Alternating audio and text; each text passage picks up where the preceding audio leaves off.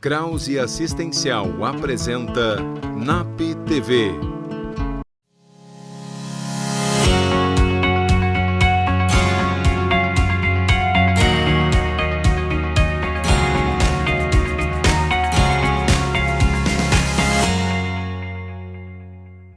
No programa de hoje vamos falar sobre relações familiares com a psicóloga Lisiane Fortuna. Você conhece massagem Ayurveda? Vamos falar com Cassiana Capitânio. E acontece no NAP com o professor Cerveira e as suas provocações contemporâneas. Olá, eu sou Sheila Flash, psicóloga, e você está assistindo o NAP TV. Vamos falar sobre relações familiares com a psicóloga Lisiane Fortuna. Acompanhe a matéria. Eu acredito que o que impede muitos pais, ou dificulta muitos pais de conseguirem dar esse contorno, esse limite para os filhos é a culpa, né? Os pais precisam se permitir, digamos assim, essa é a palavra, né? Se permitir dar o limite, né? E entender que o limite não é uma coisa ruim, muito pelo contrário, é uma coisa boa, né? Ele é estruturante, na verdade, né? Sem o limite a gente não consegue fazer nada. A gente precisa saber até onde eu posso ir, que é onde tu começa. Né? Sem isso a gente não consegue nem viver em sociedade. Então uma mãe ou um pai, enfim, que sai para trabalhar e passa muitas horas fora, ele não tem o desejo de voltar para casa e tá implicando com seu filho e tá tendo que muitas vezes brigar com seu filho porque impor limite. É isso, né? É um adulto que sabe que é o adulto daquela relação. Pais e filhos têm uma relação de pais e filhos. A criança, ela vai estar entendendo o limite a partir de um adulto que se sabe o adulto daquela relação e que é ele que diz, olha, agora deu. Temos, acho que, escalas, assim, de repercussões, né? Acho que as mais, assim, gritantes para a sociedade é a delinquência, são jovens infratores, né? Porque o que acontece? O limite, ou a borda, como a gente chama, a castração para uma criança, ela é constituinte, assim como eu já te disse, né? Quando isso não acontece, quando isso não é feito de forma efetiva, uma criança, e isso é muito no início da vida, assim, por volta dos 2 anos a criança começa a entender, né, que ela não pode fazer tudo que ela quer, que existem outras pessoas no mundo, né, até por volta dos 2 anos não, o bebê ainda não entende exatamente isso, né, ele está no mundo e ele acha que ele é o único, que ele é especial e tem que ser assim. A partir dos 2 anos, a criança então começa a entender que existem outras pessoas. Imagina o que pode acontecer com uma criança que está se desenvolvendo sem o entendimento de que existem outras pessoas no mundo. Ela pensa que ela pode fazer o que ela quiser. Bom, essa bolsa é tua, mas ela pode ser minha se eu quiser, porque ninguém me disse que não, isso não é meu, eu não posso pegar, né? Então isso a gente está falando de uma escala, um grau mais elevado de uma falta de limite. Porém, não pensando nesse nível tão elevado, né, nesse grau tão grave, vamos pensar crianças em idade escolar, por exemplo. Para aprender, a gente precisa entender que, bom, existe a hora de estudar, existe a hora de comer, existe a hora para tudo, né? E o aprendizado, ele está muito voltado, né? A criança precisa direcionar uma energia para aprender, né? Ela precisa parar, voltar a energia dela, o interesse dela para aquela questão, para poder aprender. Uma criança que não tem essa borda, que não tem esse limite, ela não vai conseguir se concentrar nisso, né? E aí começam a surgir as dificuldades que os pais trazem para os consultórios, as crianças chegam nos consultórios, né? Em relação ao adolescente, eu acho que é mais questão da rebeldia, assim, que a gente tem visto dificuldades, que é a queixa, digamos assim, né, dos pais. Ah, porque não me escuta, porque bate a porta, porque, né, isso é tradicional, assim. Só que, além da permissão, digamos assim, que esses pais precisam se dar, né, de conseguir se autorizar a trabalharem as suas culpas, deixarem essas culpas um pouco de lado e entender que é muito importante que eles façam isso, que é a função deles fazerem isso. Além disso, tem a questão da empatia, né, dos pais se colocarem no lugar desse adolescente, no lugar dessa criança, entenderem que momento essas crianças, esses adolescentes estão vivendo, né, porque não adianta simplesmente punir, castigar, né? O diálogo é o melhor caminho, sempre foi, sempre vai ser o melhor caminho. Simplesmente cumprir horário ali, né? Agora é meu horário de mãe, vou cumprir um horário e deu. Não, é de fato estar. Tem se falado muito em qualidade do tempo com os filhos, né? Não em quantidade dos tempos. Porque também não adianta uma mãe passar, ou um pai, ou enfim, um cuidador, passar o dia inteiro com uma criança, né? Sem estar prestando atenção na qualidade desse tempo, né? Muitas vezes uma mãe ou um pai pode passar 1 hora do seu dia com o seu filho, chegou em casa, já está dormindo, aquela coisa toda, não tem tantas horas, mas se passa 1 hora bem dedicada, inteiro, né? Aquela pessoa está inteira para aquela criança, é o suficiente, né? Essa criança precisa se sentir olhada. E uma coisa importante do limite é que a criança só vai ouvir, porque isso é uma queixa muito grande, né? Ah, mas eu tento dar limite e ele não me ouve, não funciona. A criança ou o adolescente só vai ouvir, só vai dar credibilidade, digamos assim, para um adulto em quem ele confie. Esse adulto precisa transmitir essa segurança de que, bom, eu sou o adulto responsável por ti, nas horas boas e nas horas ruins, porque também não adianta só punir o tempo inteiro. Então, é uma relação que se constrói e as pessoas falam muito, ah, mas agora ele é adolescente, o que é que eu vou fazer? Bom, aí então a gente vai apagar o incêndio, né? Porque o que devia ter sido construído era lá por volta dos 2 anos. Ali se inicia essa caminhada e as pessoas muitas vezes não dão importância para isso. Ah, só tem 2 anos, né? Não precisa fazer nada. Não, é ali que começa a se construir isso.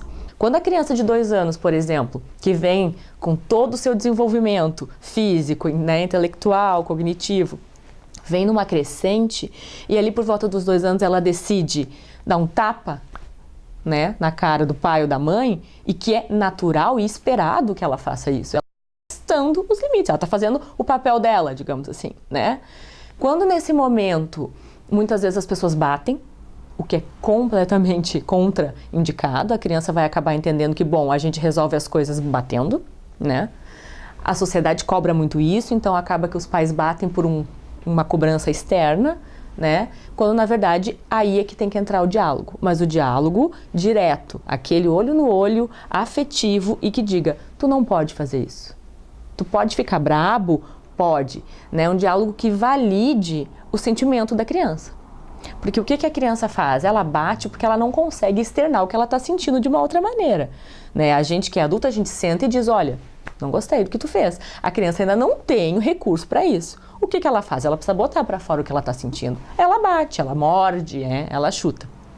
Então, no momento em que é dito para essa criança, né, é explicado para ela o que ela está sentindo, porque ela não sabe o que ela está sentindo.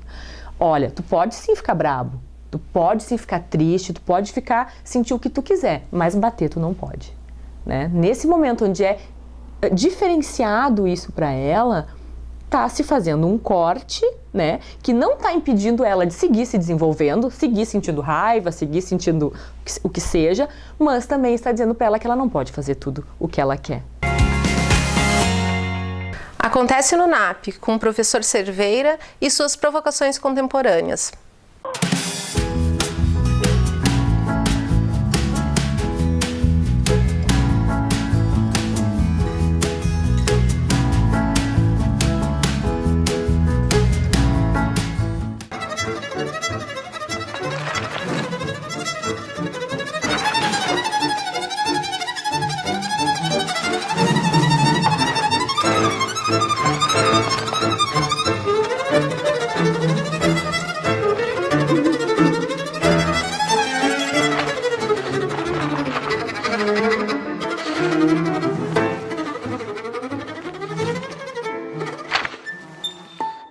Então, a gente segue a lógica da própria série, né? Cada semana nós assistimos juntos um capítulo e depois nós temos um café e 1 hora de discussões.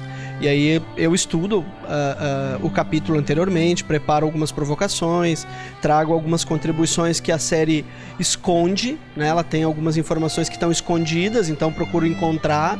Ela tem uma lógica própria em cada episódio, que eu procuro também provocar as pessoas para que elas possam pensar um pouco sobre isso. E tem nomes assim muito legais na segunda temporada, assim como foi a primeira. Na segunda temporada nós temos nomes como Freud, Thomas Hobbes, Engels, Judith Butler, né? filósofas mulheres pela primeira vez, né, o que é uma ideia bastante interessante. Então, são nomes muito interessantes e que rendem muito.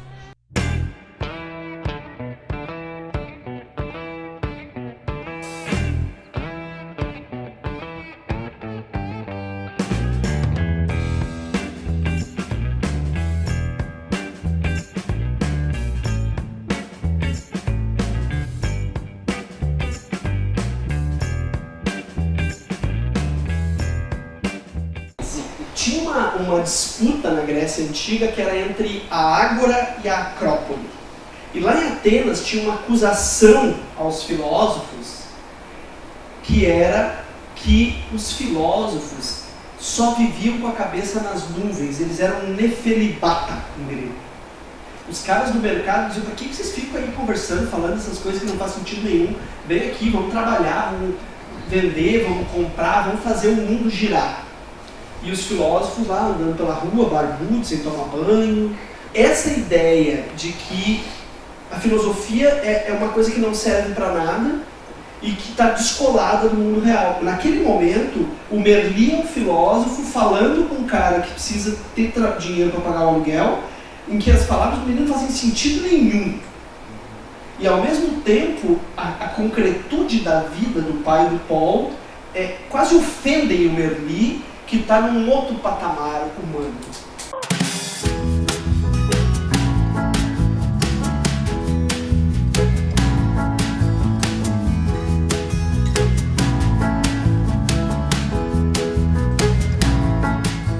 A gente vai fazer um intervalo e volta já com o NAP TV.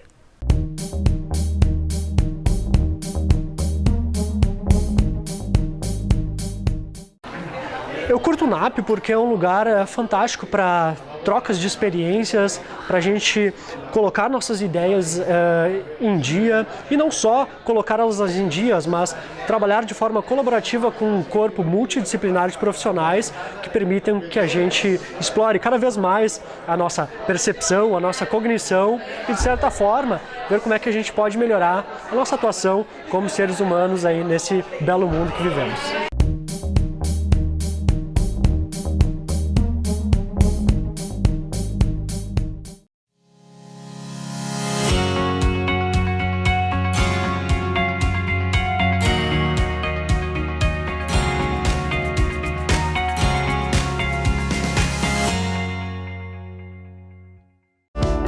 Exatos, uma empresa com os olhos voltados para o futuro, onde solidez e inovação caminham lado a lado, oferecendo através dos serviços contábeis os instrumentos necessários para a administração e a tomada de decisões estratégicas. Em constante evolução, com agilidade, transparência e respeito ao cliente, a Exatos atua em um amplo portfólio de serviços de gestão, formada por profissionais com vasta experiência nas áreas empresarial, contábil, fiscal, tributária e trabalhista.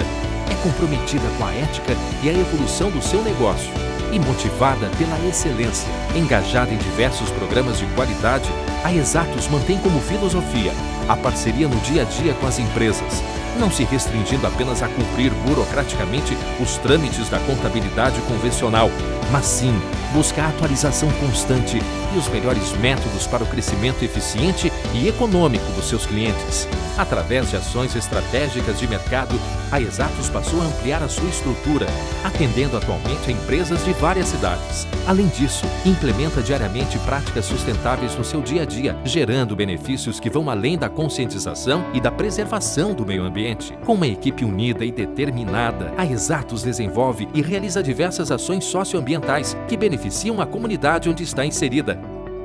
Conheça a Exatos e saiba tudo o que ela pode fazer por sua empresa.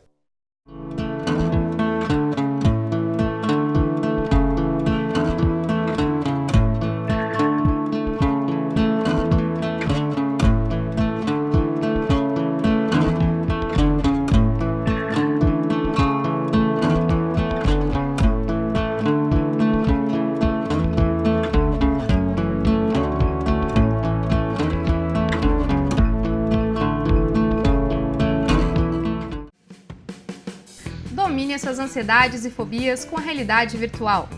O NAP, Núcleo de Atendimento Psicológico, utilizando a inovadora plataforma Psyos, após mais de 20 anos de pesquisas e uso, apresenta ao Rio Grande do Sul esta avançada tecnologia para fins terapêuticos. Viva experiências virtuais com alto nível de realismo e monitoramento das constantes fisiológicas por biofeedback. De técnicas avançadas de relaxamento, concentração e mindfulness, até o tratamento de medos de avião, injeção, dirigir carros, altura, elevador, escuridão, falar em público, animais e tantos outros. Trate ansiedade, distração, estresse, pânico e transtornos alimentares com resultados duradouros em menor tempo, sempre com atendimento de um psicólogo especializado da equipe do NAP.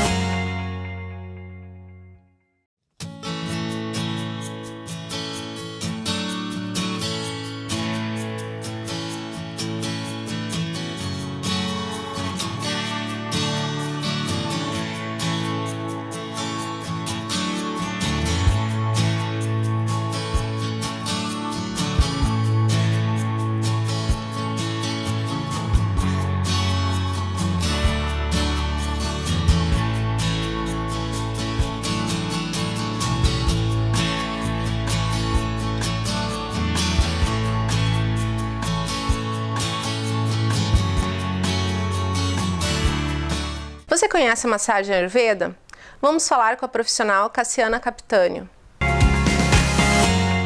No Brasil nós temos como uma terapia complementar, né, o Ayurveda. Na Índia é a medicina deles, inclusive é a medicina mais tradicional, né? Eles também têm a medicina moderna lá, a nossa medicina alopática, né? Mas a medicina mais aplicada lá é o Ayurveda. E no Brasil, claro, isso não é reconhecido como medicina, então nós temos as práticas de terapias complementares. Então isso envolve alguns tratamentos, claro que na Índia tem tratamentos ainda mais profundos, isso a nível de hospital, de internação, né, com acompanhamento médico, mas aqui a gente aplica alguns tratamentos corporais, algumas oleações e agora também então se pode trabalhar com a parte da alimentação. Né? Então, são basicamente tratamentos corporais que se trabalha no Ayurveda. O público que a gente atende é um público muito diverso. Ele busca, de uma forma geral, bem-estar. Né? Ou vem com alguma dor no corpo, enfim, vem buscar algum tipo de relaxamento e de melhora de algum tipo de sintoma. A partir daí a gente faz então uma avaliação, uma anamnese, vê qual é a questão, o que está causando isso, né? Que é bem importante a gente não só trabalhar o sintoma e também a causa, né, dos desequilíbrios, e a partir dessa avaliação aí a gente traça então um tratamento. Com um tipo de óleo, que óleo vai ser usado, a pressão da massagem, enfim, e aí tu vai delineando os tratamentos. E aí as pessoas se sentem muito bem e acabam então levando o Ayurveda para o seu dia a dia, e tem pessoas que eu atendo já há muitos anos justamente para cuidar da saúde, né, para não esperar a doença se instalar. Questões musculares, não só dores, né, às vezes o desconforto, a gente diz que quando a pessoa está com algum sofrimento, ela está doente, não necessariamente ela está apresentando já alguma doença, mas ela tem algum desequilíbrio que já se apresenta, né? Então, às vezes ela está com sono atrapalhado, ela está com sintomas de insônia, ela está estressada, ela está com o pensamento acelerado, não consegue concentrar, né? Enfim, tem uma série de sintomas que vão se mostrando, conduzindo ela lá na frente para algum tipo de doença, né? Então ali entra muito bem o Ayurveda também, para a gente relaxar, acalmar, poder reorganizar o dia, né? Tem o Dinacharya, que é as práticas diárias, né, de uma vida saudável. Então tem alguns pilares que precisam ser conversados, que precisam ser reorganizados. Um deles é a alimentação, outro é o sono, né, fundamental para a manutenção da saúde, uma atividade física, e um momento de quietude, que isso é a dificuldade maior das pessoas, né? Elas não aquietam, assim, elas não fazem parte da própria agenda. Na verdade, a gente só escuta o corpo quando ele já está doendo, né? Quando ele já apresentou algum tipo de sintoma. Mas se a gente for avaliar a qualidade de vida das pessoas, está realmente muito ruim, né? Porque elas não se escutam, elas sentam na mesa para comer e elas nem prestam atenção naquilo que estão comendo, né? Elas vão dormir com a informação deixada do lado ali, o celular do lado, né? Então elas deixaram de se conectar consigo mesmas. E aí todo tipo de desconforto se apresenta, lógico, né? Então, o parar um pouquinho, se conhecer um pouquinho, se escutar, prestar atenção, se aquele alimento realmente está me fazendo bem, né? Se eu posso escolher melhor, se eu posso colaborar um pouquinho mais com as minhas horas de sono para que elas tenham mais qualidade. Então eu desligo, quem sabe, os eletrônicos um pouquinho antes, faço uma meditação, faço um momento de conexão, né? Enfim, uma prática religiosa. Às vezes as pessoas têm, né, as suas crenças. É um momento seu, um momento de quietude. Esse momento de quietude muitas vezes são momentos de muitas curas que acontecem, né? Porque é o dar-se conta de tudo que viveu, de tudo que aconteceu ali durante o dia e às vezes passou desapercebido. Agora é a hora dela. Com vocês, Jurema Responde.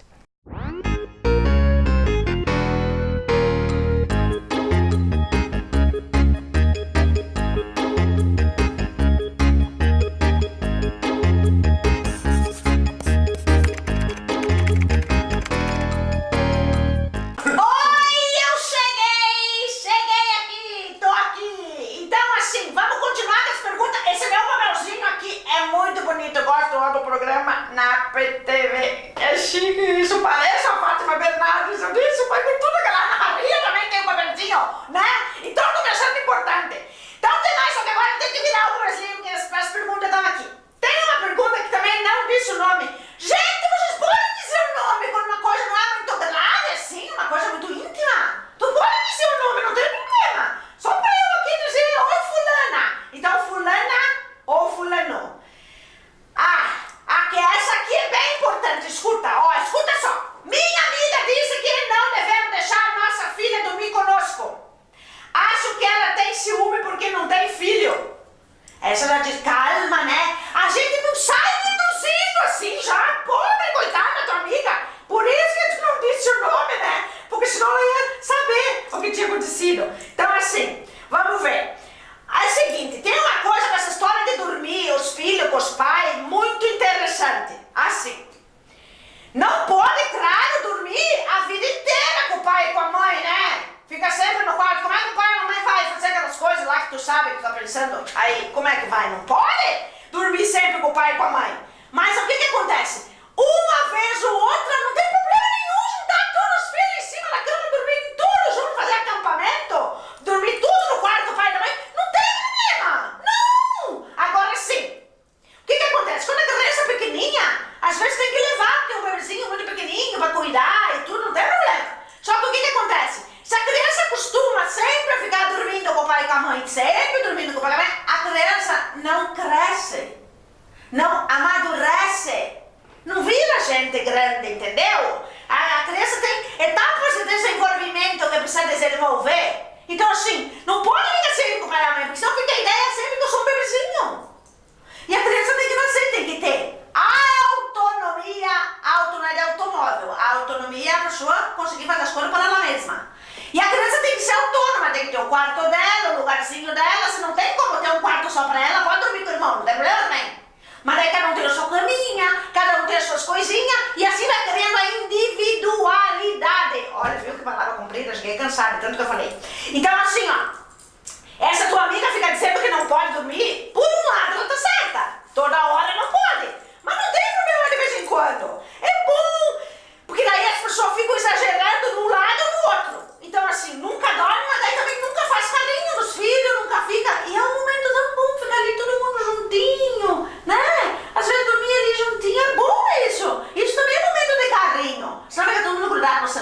sociais, né? Então só que assim, vou te dizer uma coisa, tu que não disse o nome, não fica pensando em fazer ideia assim da tua amiga, dizendo que ela tá com ciúme. Coitadinha, se ela não tem filho.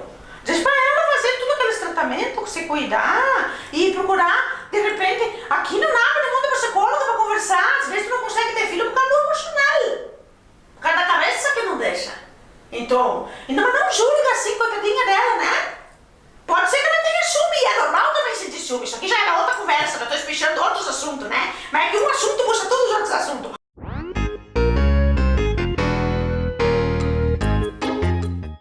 Gente, agora eu quero dizer uma coisinha. Manda pergunta pra mim. Manda pergunta, diz o nome, diz aonde é o bairro, se é aqui de Novo Hamburgo, se é aqui da cidade perto. Diz, manda, né? Lembra que eu vou dizer, e eu sei que sai escritinho aqui também, mas eu vou dizer: Jurema responde @napvs.com.br, tá? Manda pra mim a pergunta. Vamos, sai aí desse sofá, levanta o bumbum aí, vamos. Faz, digita no celular mesmo, parceiro, não precisa nem levantar a bunda.